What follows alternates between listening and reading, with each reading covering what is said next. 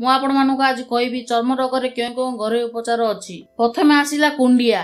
ପ୍ରଥମ ପ୍ରୟୋଗ, ନିମପତ୍ର ପାଣିରେ ସିଝାଇ ସେହି ପାଣିକୁ ଆପଣମାନେ ସ୍ନାନ କଲେ କୁଣ୍ଡିଆରୁ ଆପଣମାନଙ୍କୁ ଲାଭ ମିଳିଥାଏ। ନେକ୍ସଟ ପ୍ରୟୋଗ, ଖାଣ୍ଟି ନଡ଼ିଆ ତେଲ ଆପଣମାନେ ଦେହରେ ଲଗାଇଲେ କୁଣ୍ଡିଆରୁ ଲାଭ ମିଳିଥାଏ। ନେକ୍ସଟ ଆସିଲା ମୁଣ୍ଡରେ ଛୋଟ ଛୋଟ ଗରମ ବ୍ରଣ ଏବଂ କୁଣ୍ଡିଆ। ଲେମ୍ବୁ ରସ ଏବଂ ସୋରିଷ ତେଲ ସମାନ ମାତ୍ରାରେ ନେଇ ମୁଣ୍ଡରେ ଲଗାଇଲେ ଏବଂ ଦହି ଦ୍ୱାରା ମୁଣ୍ଡ ଘଷି ଗାଧୋଇଲେ ଆପଣଙ୍କୁ ଗରମ ଗରମ ଛୋଟ ବ୍ରଣ ଏବଂ କୁଣ୍ଡିଆରୁ ଲାଭ ମିଳିଥାଏ। ନେକ୍ସଟ ଆସିଲା ଘିମିରି।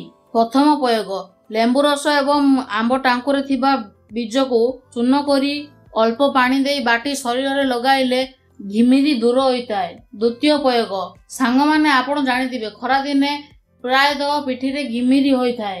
ସେଥିପାଇଁ 5 ଗ୍ରାମ ପାନମହୁରି ନେଇ ତାକୁ ଚୂନ କରି ପାଣିରେ ପକାଇ ସେହି ପାଣିକୁ ଆପଣମାନେ ଗାଧେଇଲେ ଘିମିରି ଦୂର ହୋଇଥାଏ ଏବଂ ପାନମହୁରିକୁ ଅଳ୍ପ ପାଣି ଦେଇ ବାଟି ତାହା ପିଠିରେ ଲଗାଇଲେ ଘିମିରିରୁ ଆପଣମାନଙ୍କୁ ଆରାମ ମିଳେ। ନେକ୍ସଟ ଆସିଲା ଚର୍ମ ଲାଲ ପଡ଼ିଯିବା। ସାଙ୍ଗମାନେ ଚର୍ମ ଲାଲ ପଡ଼ିଗଲେ ନିମପତ୍ରକୁ ବାଟି 50 ମିଲି ଆପଣ ପିଇଲେ ଆପଣଙ୍କ ଶରୀର ଗରମରୁ ଦୂର ହୋଇଥାଏ ଏବଂ ଆପଣଙ୍କ ଶରୀର ଲାଲ ପଡ଼ିଯିବା ବନ୍ଦ ହୋଇଯାଏ। ତାହେଲେ ଫ୍ରେଣ୍ଡ, ଏହା ଥିଲା ଚର୍ମ ରୋଗର ଘରୋଇ ଉପଚାର। ଯଦି ଭିଡ଼ିଓ ଆପଣମାନଙ୍କୁ ଭଲ ଲାଗିଥିବ ଲାଇକ୍, କମେଣ୍ଟ, ସେୟାର କରିଦେବେ। ସବସ୍କ୍ରାଇବ କରି ବେଲ୍ ଆଇକନକୁ କ୍ଲିକ୍ କରିଦେବେ।